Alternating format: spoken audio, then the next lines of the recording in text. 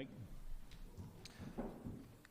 Well, I'd like to invite you to take your Bibles out and to open them up with me to the book of 1 Corinthians chapter 12.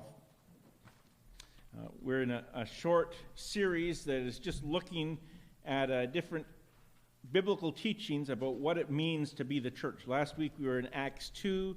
This week in 1 Corinthians 12. Next week we'll be looking at the future of the church, things God has said about his church that are sure to happen but haven't yet.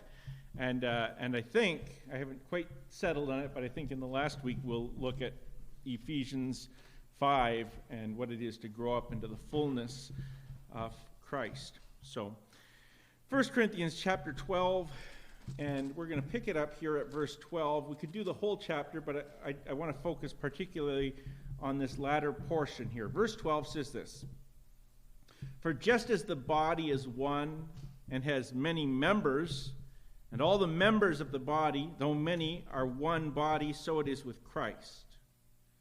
For in one Spirit we were all baptized into one body, Jews or Greeks, slaves or free, and all were made to drink of one Spirit. For the body does not consist of one member, but of many. If the foot should say, 'Because I am not a hand, I do not belong to the body,' that would not make it any less part of the body.